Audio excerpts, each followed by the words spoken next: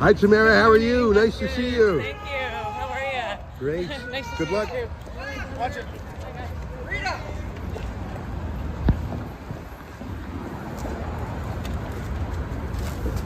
Oh, I forgot these.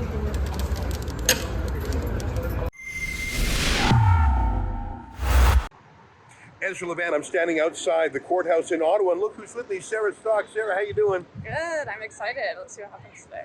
We're here to cover the trial of Tamara Lich. It's already become the longest-running mischief trial in the history of the Commonwealth. This is longer than terrorism trials. This is longer than murder trials. Sarah, what are you expecting today? You've researched this case a bit. You're up to speed. I don't know. I mean, we're in uncharted territory with this kind of an odyssey.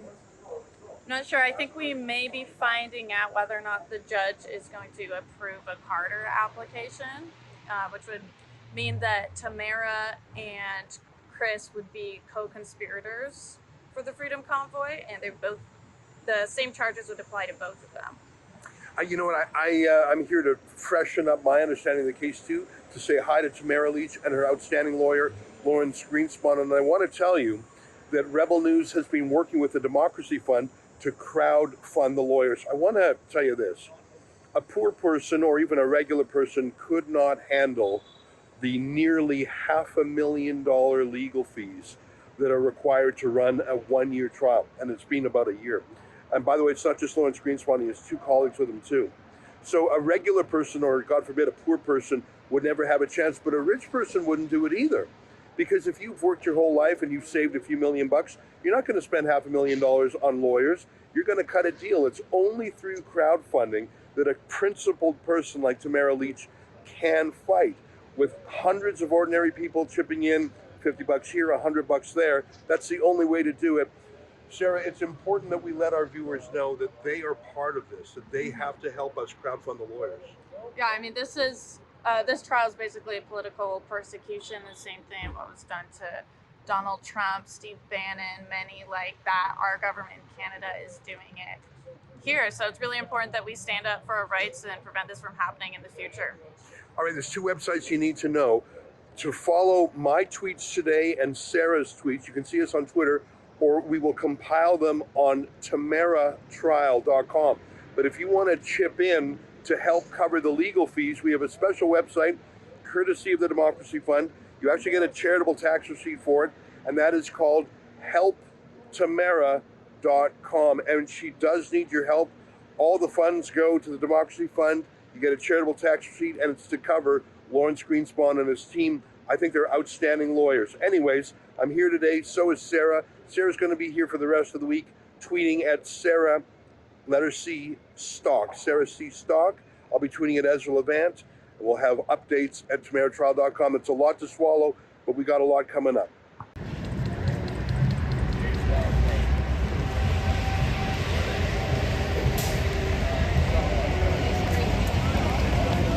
Good morning. How you feeling today? Oh, good. Good. How are you? Good. Oh, well. We'll see on the inside. Okay. Behind me, the National War Memorial. You can see a building of Parliament. Over there, you can see the temporary building of Parliament while they renovate this building of Parliament for a cost of just $1 billion. That's why they need your carbon tax, folks. Anyways, I've been here in Ottawa covering the latest installment of the endless trial of Tamara Lich and her co-accused Chris Barber. They've been charged with mischief from the trucker convoy 2.5 years ago.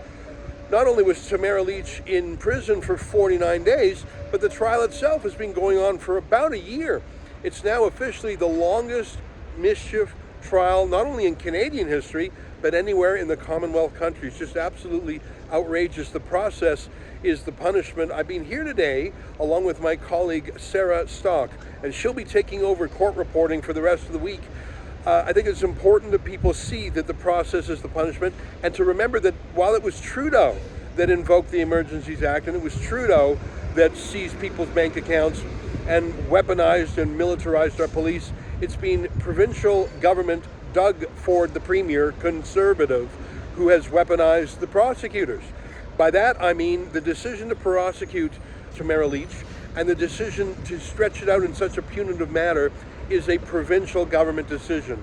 The prosecutors in the court today report to Doug Ford, not to Justin Trudeau. And we shouldn't let Doug Ford off the hook. It's outrageous that just a few months left in 2024 and Tamara Lich still has to fight this. Not only are we doing journalism though, but we're also crowdfunding for Tamara Lich. If you want to make a tax deductible donation, go to helptamara.com. You'll get a charitable tax receipt.